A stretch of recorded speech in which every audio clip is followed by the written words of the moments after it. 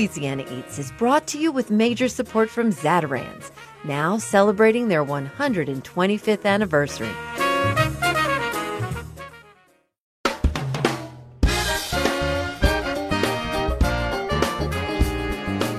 From WWNO New Orleans, this is Louisiana Eats. I'm Poppy Tooker. Michelle Nishan, founder of Wholesome Wave, is a 21st century American revolutionary. In collaboration with Paul Newman, Michelle has effected big change in food justice while concurrently running a James Beard Award-winning restaurant in Connecticut. Michelle joins us on this week's Louisiana Eats with an inside look at social justice through food in contemporary America. Then we hear from Cajun revolutionaries Toby Rodriguez and Brian Kaiser, who are keeping Southwest Louisiana food traditions alive while putting a new spin on the age-old cuisine. And we cook up some shrimp spiders, a dish previously eaten only by Louisiana shrimpers. We're making waves and changing ways on this week's Louisiana Eats.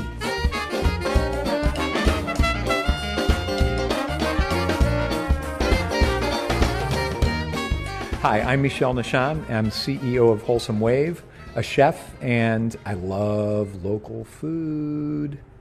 Michelle Nishan served as the honorary chairman of this year's Farm to Table International Symposium. Originally from Illinois, Michelle's relationship with food began on his grandfather's farm, where he spent many a summer sweating beneath the warm rays of the Midwestern sun.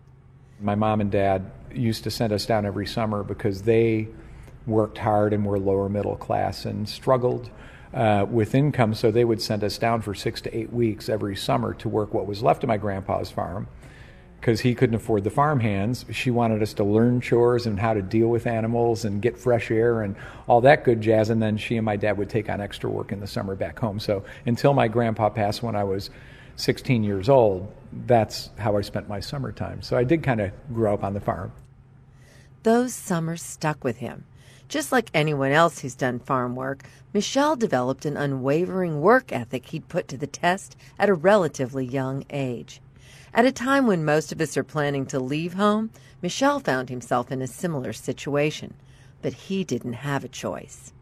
So my mom and dad fell on hard times right when I was graduating high school. My older brother was graduated for a year, and they had to downsize and sell the house, and we had a younger brother and a younger sister, and my mom and dad had the talk with Steve and I that we really needed to go out on our own. And my mom looked to me because I was the one who loved food. All my aunts and uncles could cook and pickle and can and hunt and butcher and all that stuff, and she said, we're going to go get you a job in a restaurant because at least you'll eat. She said, you get 2 meals, you get one at the beginning of the shift and you'll get one at the end of the shift, and at least I know that you'll be fed. So my first job was as a breakfast cook at a truck stop on the Illinois-Wisconsin border called Center's Truck Stop on Russell Road. It's still there to this day. So that's how I got into the business. One thing led to another, and because I knew how to butcher and cook and all of those other things, I moved very, very rapidly. And you found that you loved it. You must have loved it. I absolutely loved it. I adored it to the depth of my soul. At the time, I really wanted to be a musician because my mother was also very musical. She was a torch singer and very, very talented. But there was just no money in it. And certainly where there's no money, there's no food. So when I first got the job in the restaurant, I was a little reluctant, but then I started noticing a lot of similarities between the creative process of cooking and the creative process of musing, the collaborative process of that. If you want to be in a band, if you don't get along with everybody, the music's not going to be great. When it is great, the adoring public, whether it's concert goers or people sitting in a restaurant, really show genuine appreciation. So I just very, very quickly decided I was going to be a chef someday. So 35 years ago, you were one of the very first people who ever sought out a farm-to-table connectivity. Tell us about how that was back then and what were the obstacles you faced? Well, you know, it's interesting. I did it assuming that it would be easier than it was because of the way I had been raised. And even, you know, in Des Plaines, Illinois, my mom dug up the whole back and side yard and planted a garden. We canned, we pickled, we did our thing. I just thought that was normal. as a naive kid, I thought it was normal. I had no idea that it was a nearly extinct culture, right? I had no idea. So I started working in restaurants, and my big idea, my bright idea is I'll be a chef someday, and I'll be a better chef than anybody else, because the food coming in the back door of these restaurants is absolute crap. Pink tomatoes, perfectly round, tastes like not tomatoes. So I'll just go find farmers and I'll buy food from them, and then I'll kick all the other chefs' ass, right? So I got my first gig as a chef at the Fleur-de-Lis in Milwaukee, Wisconsin in 1981, and I immediately did the short 20-minute drive out to Oconomowoc, where all the farms are, knocking on doors, getting doors slammed in my face, seeing all the corn, seeing all the soy, assuming there has to be a family vegetable plot somewhere, and found that it wasn't there. And I remember, this one young family invited me in for coffee, and the wife had just inherited the farm from her parents. And she said, until I was like 8 years old, we used to grow specialty crops, she called them. But we went to corn and soy. But, there's this asparagus patch down by the access road. It's just lasted all these years. Take all you want. So it was my first farm-to-table acquisition ever, but it was also my only one that year. Nobody was growing anything, and it shocked me. So I kind of got angry first at myself that I was so naive as to think that all I had to do was find a farm and I'd find good food. And I became friends with these young farmers who said the money isn't in corn and soy, and telling me the woes that they and their farming communities were going through. I'm like, someone's got to do something about this. And I didn't know, Alice was doing it in California, Nora Puyam was doing it in the mid-Atlantic in D.C., but we were all these lone little kind of islanders out there believing that food was that important and trying to get it done. And we would make 20, 30 phone calls and have very little of the food that we were serving in the restaurant come from any kind of a local farmer. It was really a wasteland at that time. And then it becomes a little easier, and you are accessing local food. What was the customer's reaction to the fact that you had some local food from down the dirt road coming in the back door? Well, the first was like they didn't want it. They thought I was like some kind of a weird hippie. They're like, you're bizarre, man. You're picking your own asparagus. We had to stop talking about it because I wasn't going to stop trying to buy that food. I wasn't going to do it. I knew it was better. I knew I could trust these people. I could go and see how it was being grown, and I could have conversations. I knew enough about farming to have an intelligent conversation with somebody in the way that they were growing stuff. And I'm like, I'm not going to not do that. I owe it to my grandpa. I owe it to my mom. I owe it to my dad. We're just not going to talk about it. So people would be like, oh my God, this is the most amazing asparagus in the world. What did you do to it? I'm like, kitchen secret, Or this pork was like amazing. What'd you do? I have some really great staff in the back, and boy, do they know how to do pork. You just couldn't talk about it. People thought that all the produce that came in boxes, and they would see people in the grocery store in the produce aisle unloading these heads of romaine lettuce from a box, that it had gone through some kind of miraculous process that made it clean and pure, So it was really a heavy lift. So not only were we, making uncountable phone calls to have like 5% of our stuff come from local producers, we had to lie about it. By omission, we were not being genuine, and it was weird, So I call those kind of like semi-dark ages, and I'm glad they're over. But track how things changed. Track the change. All right, so I would say about 15 years into it, I actually was getting to a point of what I felt was a modicum of success from the systems perspective, because I could make the same amount of phone calls and have like 40 to 50% of my stuff come from within a reasonable distance. So that was the other kind of semi-dark ages, because I could talk about it now and people would say, oh, how interesting, and then just not even seem like it registered beyond how interesting, right? And I would go out to tables and talk to people about it and try to get them all enthusiastic about it and stuff like that. And they're like, well, I really like having raspberries in February. It's just, I remember, going through this phase of coming home to Lori, my beautiful wife, and saying, honey, I don't know if I can keep doing this. Nobody cares. We learned that there was this kind of underground movement of us. Yes, you all were a cult. Yes, it's really so freaky, but people still think that way of us. So it's like there's this movement, but people weren't caring. I'm like, we're really doing this for future generations. And we would talk amongst ourselves and say, so we're going to just accept and we're going to bite this bullet. We're doing this for future generations, and we're going to keep doing stuff that is really hard to do, that people just don't care about because we believe that it's important, right? So, all of a sudden, 10 years ago, maybe 8 years ago, 10 years ago, boom, it started becoming important. Farmers market started popping up all over the damn place. And I think a lot of it had to do with people making the connection between food and human health. That was the big public awareness thing that happened. And it happened to me, 20 years ago at that same time that I was convinced we were doing it for future generations, is when my son Chris, who is now 25, was diagnosed with type 1 diabetes, and the doctor went to great pains to tell me that what we did with his diet would have more to do with his long-term outcome than anything else. So I came to the understanding of the connection between food and human health. But what was interesting is that kind of like Jane Q. Public would go out and start shopping at farmers markets and then just saying, I don't care if anybody studies how I feel, but I just feel better. My food tastes better.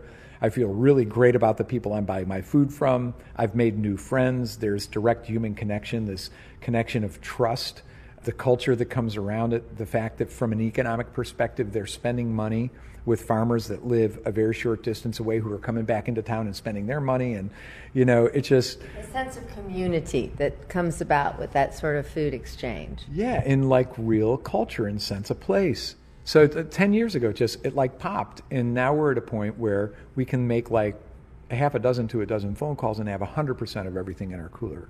And after 35 years and with all these amazing young men and women coming out and really nailing farm to table now, it's just kind of like I wake up ready to go and I go to bed and fall right asleep. It's pretty cool.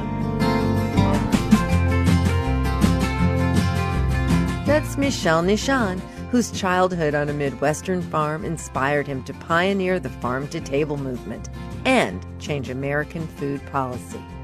When we come back, Michel reveals how he became a social justice food revolutionary. Stay with us.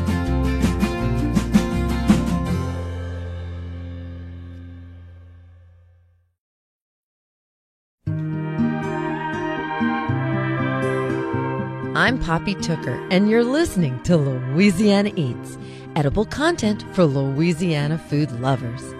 Louisiana Eats is brought to you with major support from Popeye's Louisiana Kitchen and Zatarain's.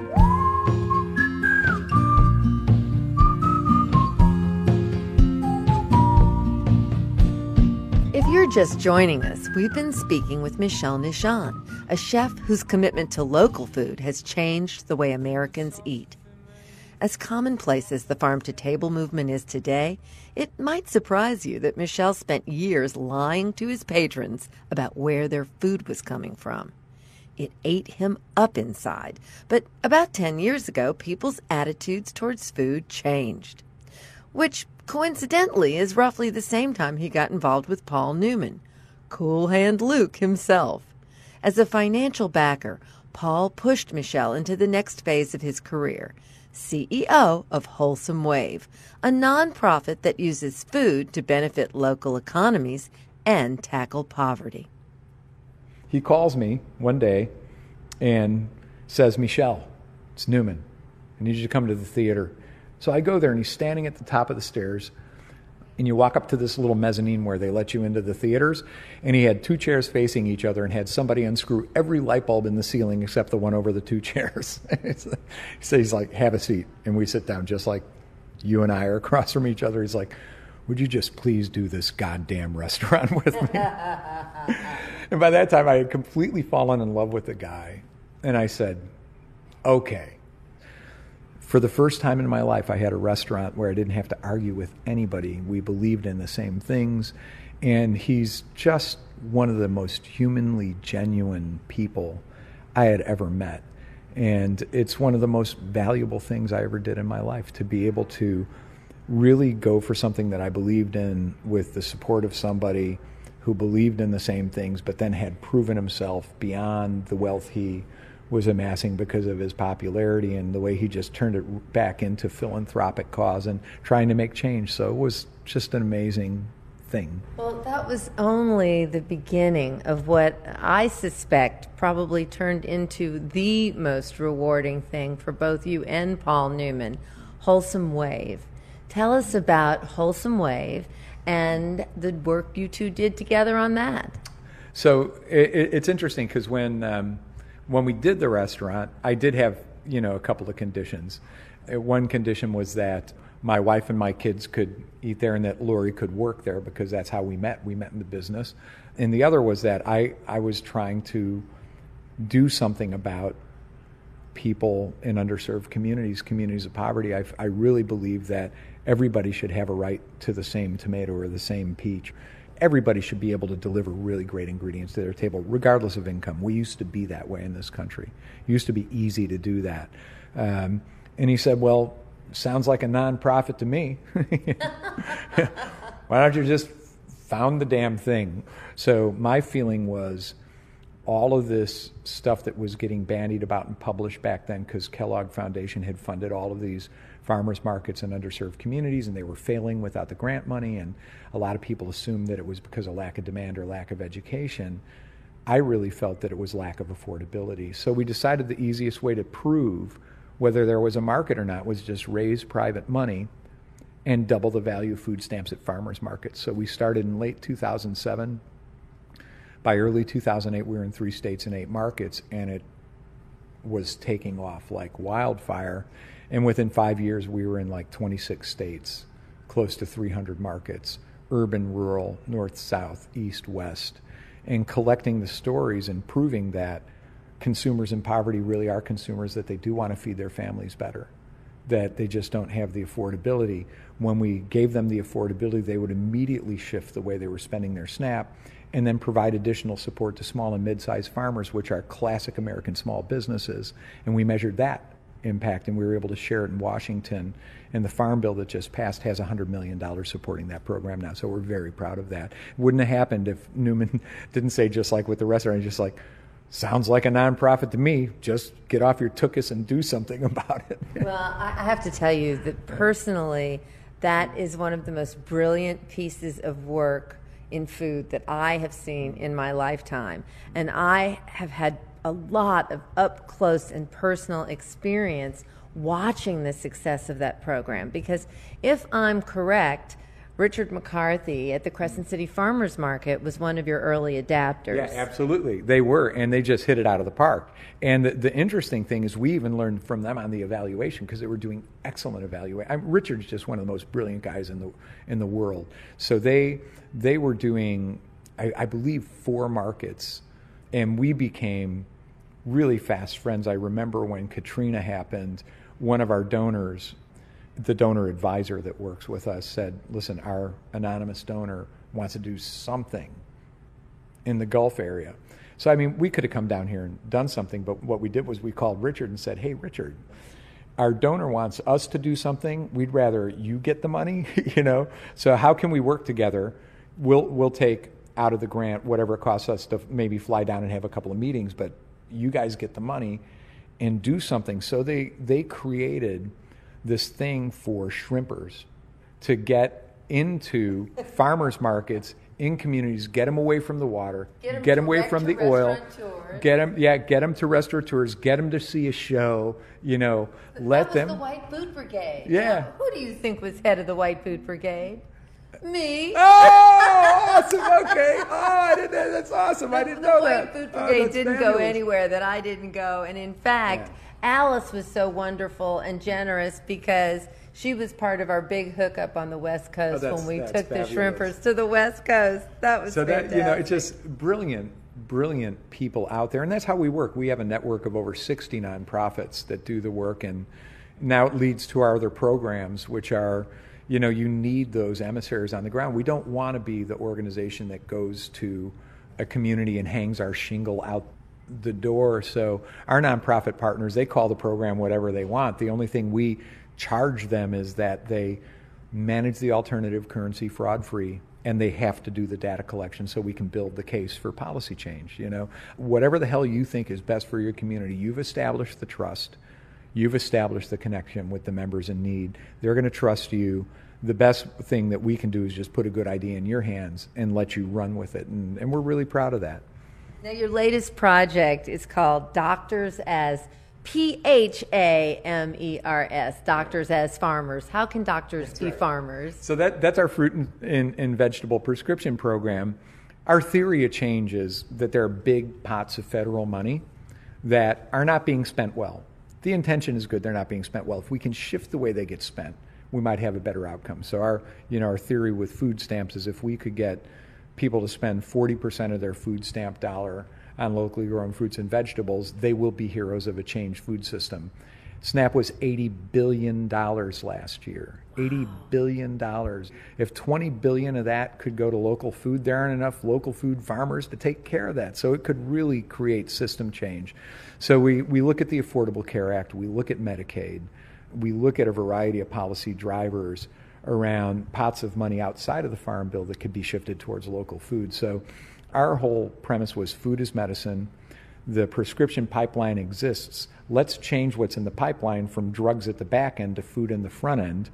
So again, raising private money, we gathered doctors, nutritionists, community health workers, our implementing partners on the ground at the farmers markets, and got them to work as a community of practice, our version of comprehensive care.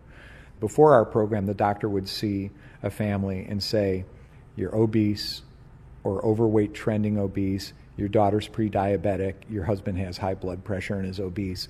If you guys don't do something to change your diet, the next time I see you, someone's either going to have a heart attack or be diabetic or whatever it might be. Family goes home.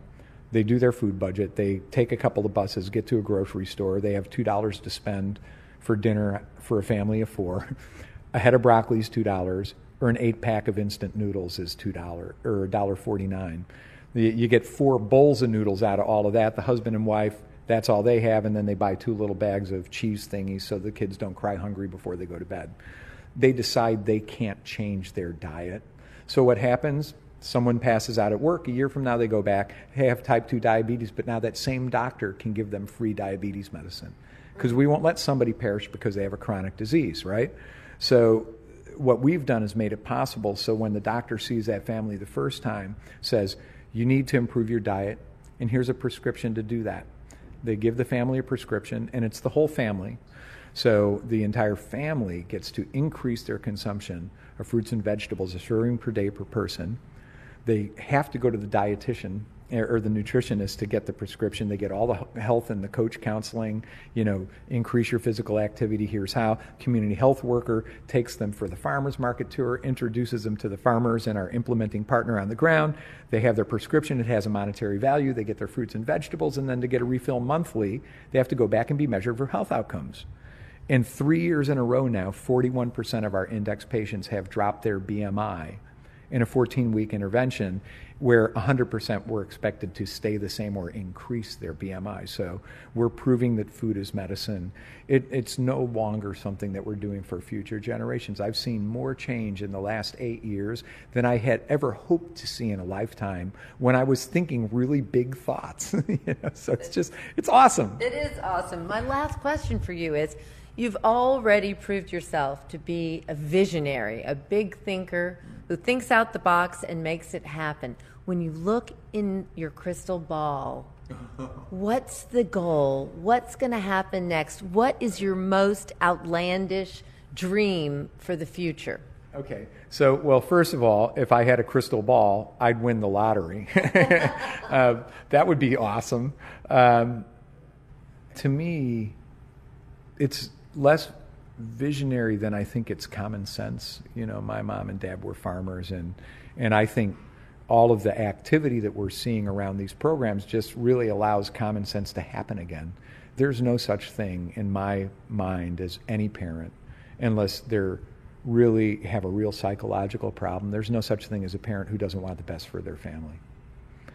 We need to get the resources back in the hands of the family unit so that they have the resources to provide the best for their families. And I believe through doing that, because it all has to happen through food, food can save everything.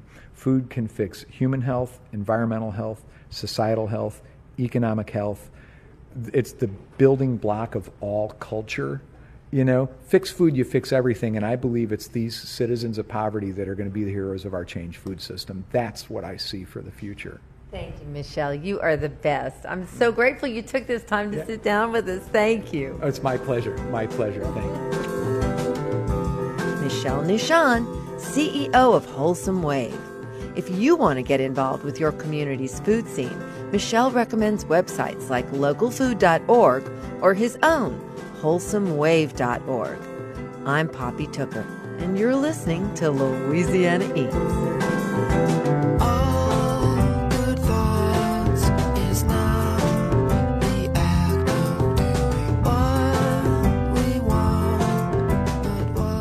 You eat spiders?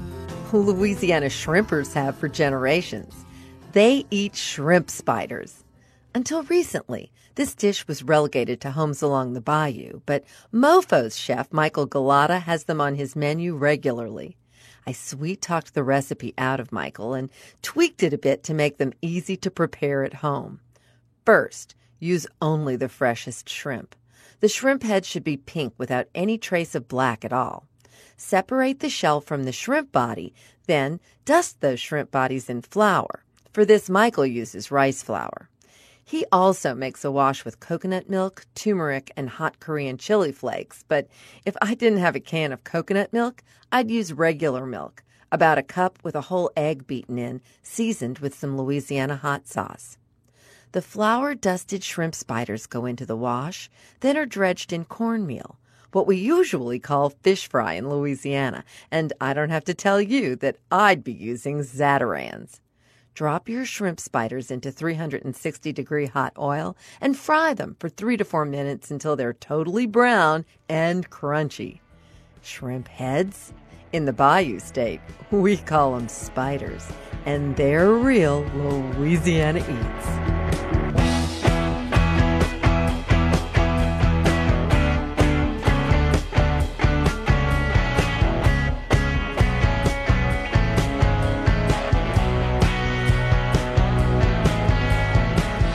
Dr. Gourmet, internist Tim Harlan, is known for combining good medical sense with delicious eating. Here to talk about one of man's most basic and important seasonings, Dr. Gourmet. Tim, welcome back to Louisiana Eats. It is great to be here, Poppy. Let's talk salt sense.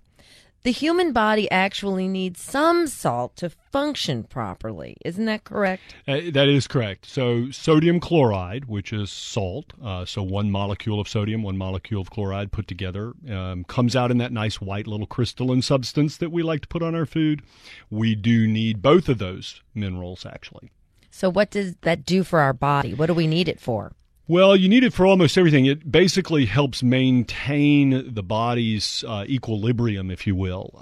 It's one of the major minerals in the body, or solutes, that keeps the rest of the liquid from being too thin or too thick. Might be a good way to think about it.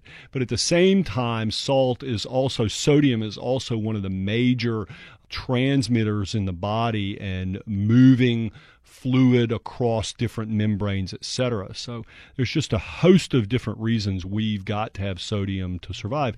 Our bloodstream is about the same degree of saltiness as seawater. When does salt become dangerous for humans? Well, I think the challenge with salt and the challenge with sodium is we eat too much of it. Right now, the average American eats about 6,000 milligrams of sodium a day, so that's about 2.5 teaspoons. And actually, some people eat well into the 10,000 milligrams, so call it 4 teaspoons of salt per day.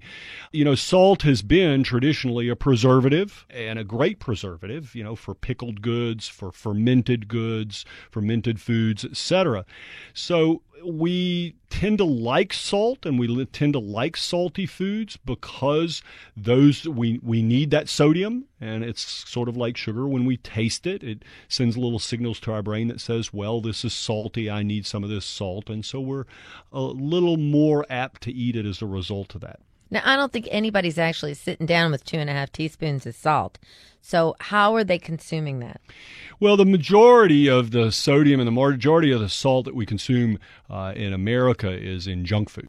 Potato chips, crackers, cookies, cakes, pies, a lot of things that you would think of that are really sweet. Bread has a lot of sodium in it, actually, cheeses, but mostly processed junk foods, fast foods, things that are on the shelf like, canned beef stews, canned soups, those sorts of things. It's traditionally, again, been used as a preservative, and food processors like to use sodium for a number of different reasons. Number one, it does help preserve the food. But the other thing is we are more and more and more used to eating that sodium, so that people require higher triggers over the course of the last 40 years. A lot more salt in the foods today than there were 40 and 50 years ago. Well, I know they don't call you Dr. Gourmet by accident. You really know your way around the kitchen. Do you have any food chemistry tips, any substitutions up your sleeve that will people who are on no salt diets that might make things more palatable for them? There's a few things. Number one, fresh. Make it fresh. So if you're adding in fresh oregano, fresh thyme, fresh chives, you get that incredible fresh herb hit. Spices. If you're going to use great Cajun spices, you actually need less sodium because you've got so many other fantastic flavors. The second trick I would say is umami foods. Okay, so that's the fifth taste bud. You have salt, sweet, sour, bitter, and umami, which is savory like mushrooms and Parmesan cheese and meat. Umami flavors need less salt. Then the third piece, and I'll say this again, I'll repeat it, measure the amount of sodium you're putting in, because you need some salt in your food to help it taste great. We've done a lot of taste tests in the Dr. Gourmet kitchen, and I don't have, this is not science, but one of the things that I strive for my low sodium dishes is that it has at least about 300 milligrams or 350 milligrams of sodium. It seems that 300 milligram is the break point for a serving. So if you're going to say have some stew or red beans and rice, you need about 300 milligrams of sodium to activate the salt sensors on the taste bud. And you need that. Otherwise the food is bland. And I don't want you eating bland food. I want you eating great food that just happens to be great for you.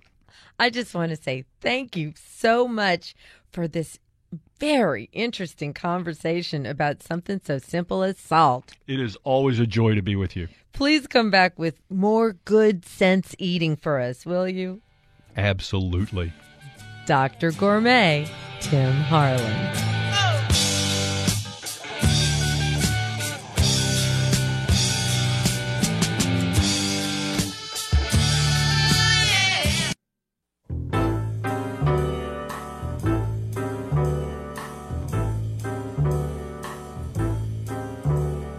I'm Poppy Tooker, and you're listening to Louisiana Eats, edible content for Louisiana food lovers. Louisiana Eats is brought to you with major support from Popeye's Louisiana Kitchen and Zatarain's.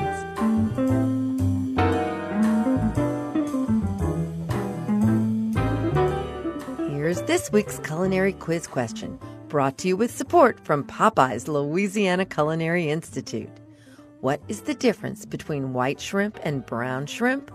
Lucky for us, both are plentiful in our Louisiana coastal waterways. White shrimp are bigger and have a longer season, generally from April through December. Because of their size, white shrimp usually fetch a higher price at the dock, but real shrimp lovers look forward to the annual springtime opening of brown shrimp season. Although slightly smaller, brown shrimp have a unique sweetness and a slightly firmer texture. They're simply shrimpier.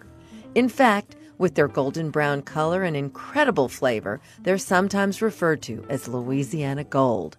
Whether you're choosing white or brown shrimp, Just for goodness sake, make sure they come from our local waters, because friends don't let friends eat imported shrimp. I'm Poppy Tooker, and you're listening to Louisiana Eats.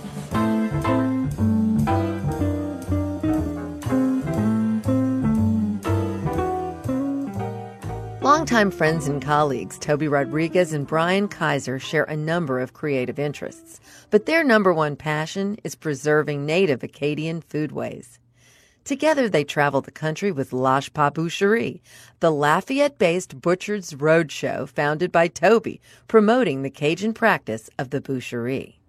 We caught up with Toby and Brian on Frenchman Street, where the two were preparing for a Cajun cuisine and music pop-up at Three Muses restaurant that evening. I asked them to describe what they think makes Cajun food so unique. I would say Cajun food is absolutely not what most of the world thinks Cajun food is. It's not something that's overly spiced.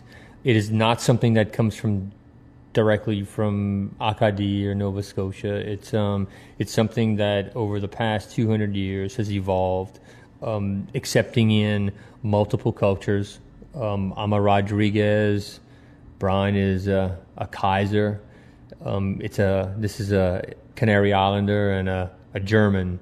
But with both of us, with having very strong Acadian roots folded into those last names. There's so many different styles and fashions. Toby and I grew up in two different places. Him, the bayou, me on the coast. So our cooking styles are different. It's the same dishes. It's the same foundations. We have our Trinity and we have our roux. That's definitely ours. Cajun food is what we cooked growing up, what our grandparents taught us how to cook, what their parents taught them how to cook. It's the traditions that we were brought up with. Toby, when did it click for you that your food and your culture was really separate and different from the rest of the world? I think traveling, I guess about 7 years ago, I did a 6-week backpacking trip across Europe, and one of my main focuses in that trip was to eat. Going to Europe not only showed me how different our food was, because like everywhere else in America, besides maybe New York and New Orleans, like for me the food just sucked. I mean, it just wasn't like didn't like stand up to par with what we had at home. And then I went to Europe and I had some really amazing dishes. I had some of the best dishes in my life, but I also in those dishes saw a bunch of our roots. I saw like where things came from, and like I think I came back from that trip, maybe not as much consciously, but definitely subconsciously seeking more of a role in cuisine.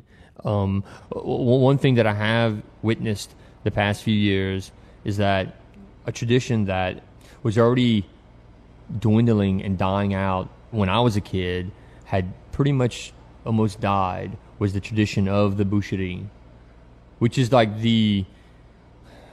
in my opinion, like one of the highest levels of Cajun cooking, because you're actually butchering the animal and there's so many dishes that come out of it. And, let's say, so I grew up doing this, but like 5 years ago, started like getting back into it and doing it actively. And 5 years ago, there wasn't a whole lot of people doing it. There wasn't a whole lot of people who were interested in it. And now it seems that like that tradition has been plucked out of the trash can.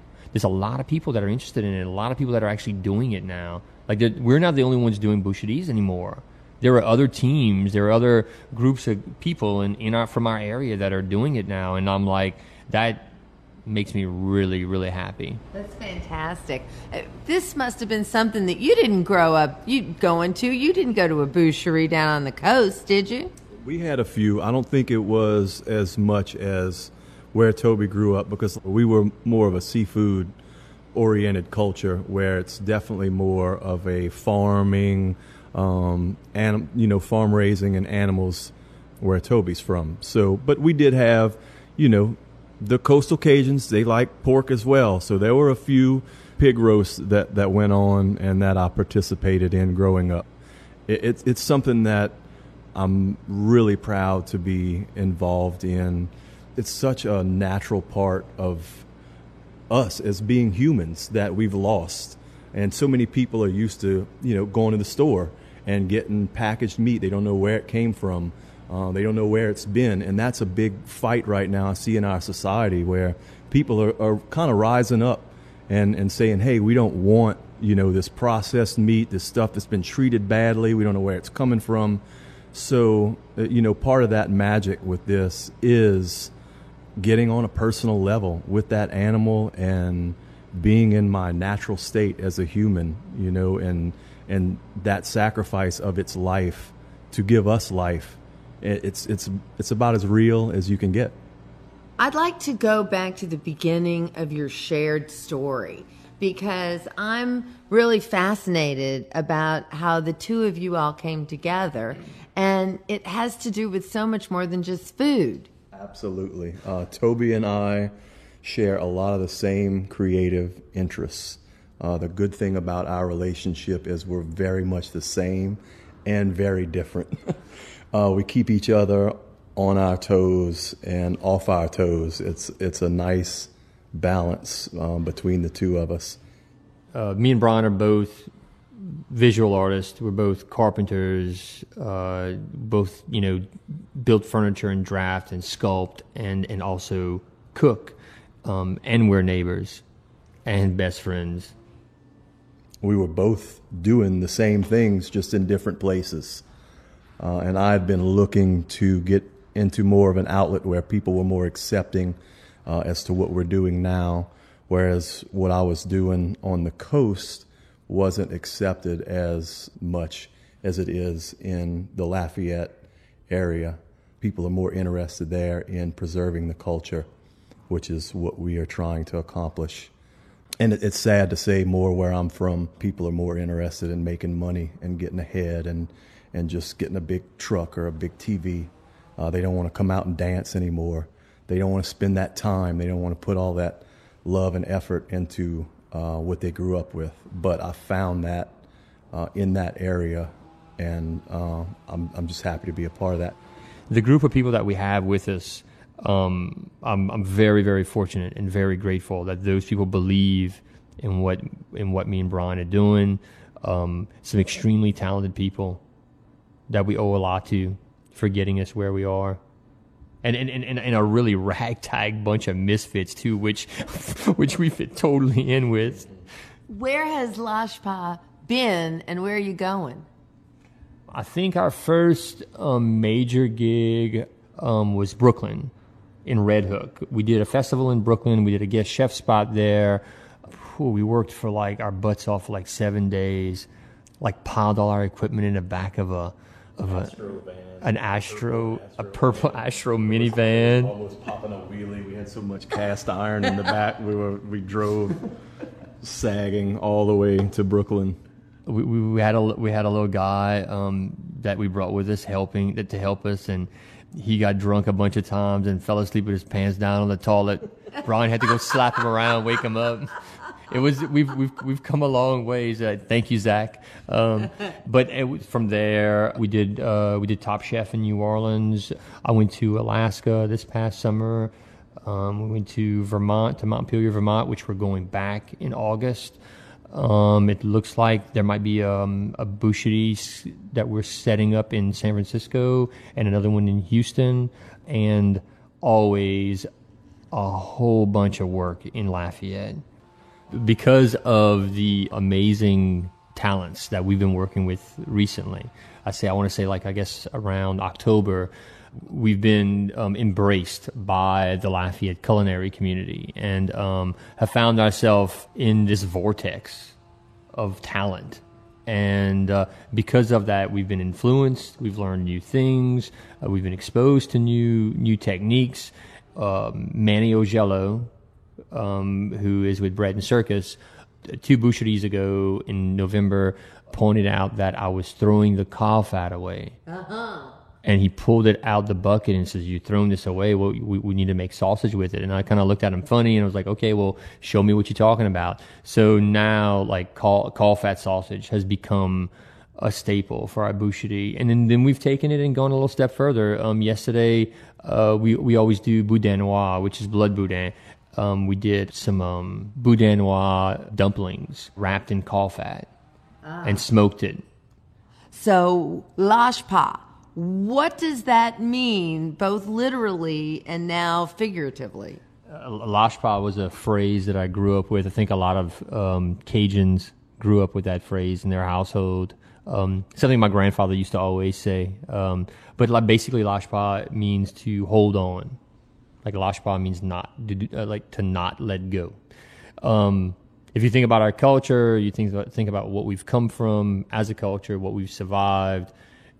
It's like should be the Cajun mantra, in a way. So what we're doing is we're preserving, yes, but we're also evolving. Like that's like the true meaning for me of like holding on to our culture. We definitely have an intention in preserving, but no culture survives within a glass box. You have to grow, you have to evolve. And I'd like to say that Lashpa is definitely doing that from the culinary side and inspiring in other disciplines also. One thing that I've seen since from my generation to the next is that there's a lack of cooks coming out of homes, and due to Americanization, due to people like, getting more takeout and, just eating out more and not cooking at home as much, younger kids, going into college don't know how to cook. And I come from a town where I would say 95% of the people that came out of that high school knew how to cook, at least cook a rice and gravy. I'm hoping that through what we're doing and through the efforts of many others, that we can get that to be something that comes back. That because food is big now, food's a major part of pop culture right now, and hoping that those traditions will be brought back into the household and that families will start to sit around the table a little bit more, and a husband or a wife can be in the kitchen cooking for their kids instead of going through a drive-through. Well, I want to thank you all so much for coming out of the kitchen and having this visit with us on busy Frenchman Street in New Orleans, where you brought the country to the city. So thanks for doing this for me. Thanks, y'all. Thank you, Poppy. Bien merci, Poppy. Toby Rodriguez and Brian Kaiser of Lashpa Boucherie.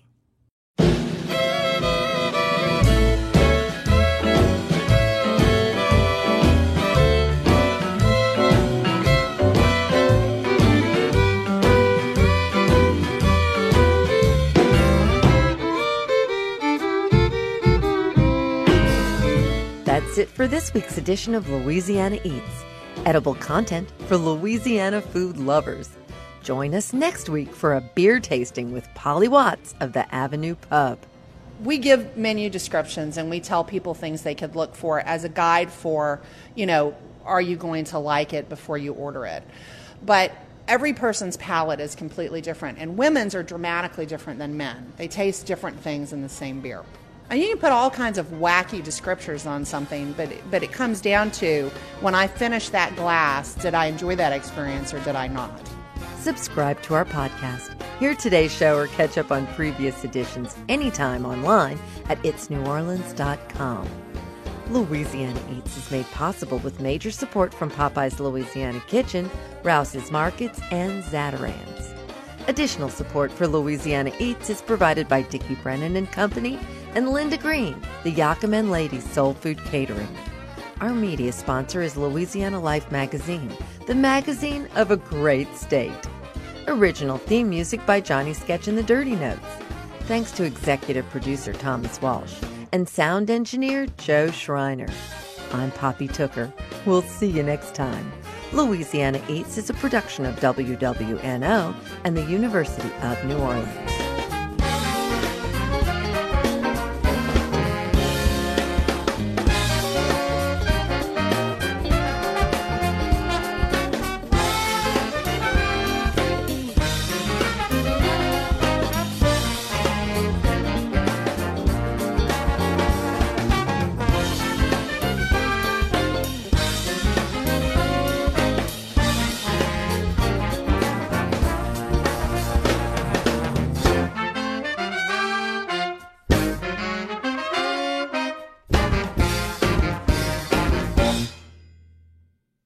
Do you know the difference between white shrimp and brown shrimp? We'll answer that question when we come right back, so don't go anywhere. Now Ziggy played guitar, jamming good with Weird and Gilly and the Spiders from Mars. He played it left hand, but made it too far.